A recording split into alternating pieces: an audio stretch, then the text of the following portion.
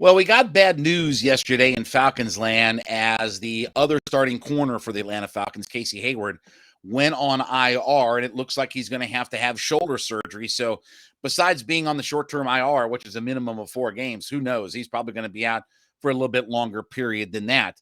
And of course, we saw the emergence of Isaiah Oliver last week, back in the fold, got the interception right. D. Alford has played really well. Well, now that you have Heyward on IR, listen, it is all hands on deck this weekend. Now, of course, we'll preview the game when we get to the end of the week, but a couple of early things to know about this game, okay?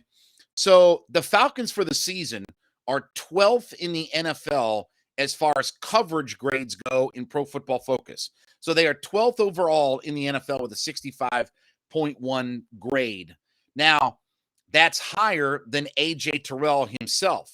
And A.J. Terrell has had a bit of a regression this year. Now, not all of it has been his fault as far as some of the catches and throws, especially in that Saints game. But A.J. Terrell has allowed 7 touchdowns on the 40 targets that have been against him this season. His grade, which was in the 80s last year, is down at around 57 this year. But the flip side of that is, we talked about this last week, I believe it was, Richie Grant has emerged as a good coverage safety. And Jalen Hawkins, he obviously got the touchdown score the other day. So there are other pieces, but you're going to have to be all hands on deck this week when it comes to the Cincinnati Bengals. Look at how they mix the ball around. Start with their running back.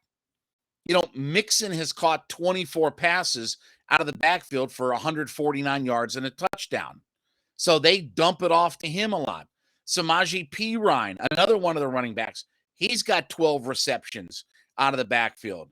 And then obviously you get into Jamar Chase, which the one thing about Jamar Chase that is a little bit different this year, he had the big game last week, but going into last week, his yards per reception were actually pretty low. They were significantly lower year over year. Even after the Saints game, he's only at 12.2 yards per reception, which for a guy like him is not a very high number. I mean, put it this way, Julio in his prime was averaging, 16, 18 yards per reception, right? So his yards per reception is down, but he has a whole crap ton of targets and catches. He's been targeted 63 times already this season with 39 receptions. And then mix in their other wide receivers. T. Higgins has 26 catches. Tyler Boyd, has 21 catches. Even Hayden Hurst, remember him from the last couple of years here in Atlanta? Remember Hayden Hurst? Okay, he's got 23 receptions on the season.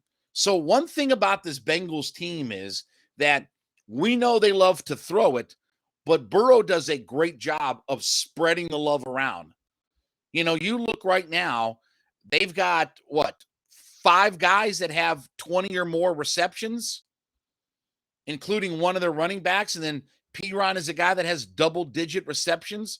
So 5 guys have at least 20 receptions for this team. And there's another guy with double-digit receptions. So Burrow, it's sort of reminiscent about when we saw Matt Ryan in 2016 have all that success, right? He was willing to spread the ball around to everybody. Nobody wasn't a target for Matt Ryan in 2016. What was it? He had 9 or 10 guys that caught touchdown passes from him in that season. Burrow this year has a lot of that. And he's off to a pretty good start when you look at yardage and touchdowns and things like that. His completion percentage, is maybe down just slightly a little bit, but still, he's at 67% completion percentage. But look, obviously they want to huck it around. I mean, and they have an offensive line that has not played very well this year, and Burrow's still getting sacked. And remember, he had, 51 sacks, I believe, a year ago. He's already been sacked 21 times this year. Now, think about that. We're about to be in our, 7th game of the season, and he's already had 21 sacks on the season. But it's a big loss with Heyward being out because now you really got to get Terrell to play a big game. You need D. Alford. You're going to need Isaiah Oliver. You're going to need some of those guys to play a lot of snaps on Sunday. Maybe more than what you'd ideally like to put those guys in. And it'll be curious to see. Look, Darren Hall played pretty well last week. But how confident are you that Darren Hall can go out there and shut somebody down for an entire game? Playing 15, 20% of the snaps here, there, sprinkle here, and putting them in a good situation is one thing. Having to be the guy that lines up on the outside for an entire game, knowing that the offensive coach knows that you're the guy on the other side of A.J. Terrell, you expect a guy like Darren Hall to get picked on a lot. So it really has to be all hands on deck coming up this Sunday. And hopefully Michael Walker is back too. Obviously today, Wednesday, they're back at practice today.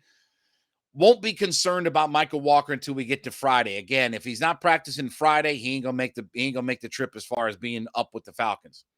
But you're gonna need a Michael Walker in a game like this. You need his pass coverage underneath against Hurst and against their running backs and things like that, right? You need all hands on deck in the pass coverage part of the game this weekend, because Burrow is going to spread it around to a whole bunch of guys. And who knows when Casey Heyward is going to be back. This feels like one of those things with shoulder surgery. We might not see him until, maybe the last few games of the season. This could be one of those week 12, 13, 14 types of things before we see Casey Heyward. It's going to be a lot of pressure on A.J. Terrell, one, to be able to, now you got to man up and now you got to cover the best guy, and now you have to make sure your side of the football field is taken care of. Because, again, we'll see how Darren Hall plays, but he was one of those draft picks from last year, and he started getting mixed up in the group of the Fabian Moreaus and the Eric Harris and the Deron Harmons and all these jamokes that were out there running around last year. So a lot of pressure on their secondary. And again, boy, if they're without Casey Heyward and Michael Walker this week, that's going to put a lot of pressure on your safeties to come up and cover, on Darren Hall, on Isaiah Oliver, on D. Alford.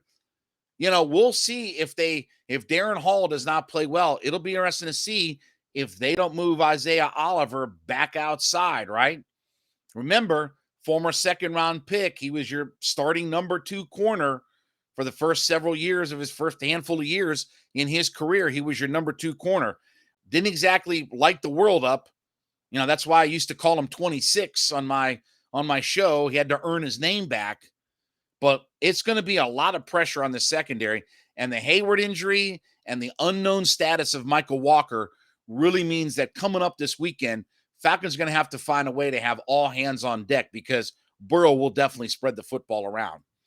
I want to remind you, we also thank you for, making Locked On Sports Atlanta your first listen every day. But also make sure you check out our NFL key predictions every Friday on our Locked On NFL channel. Look, Locked On's local experts give you the inside scoop on the 5 biggest games of the NFL weekend, including the Sunday and Monday night games.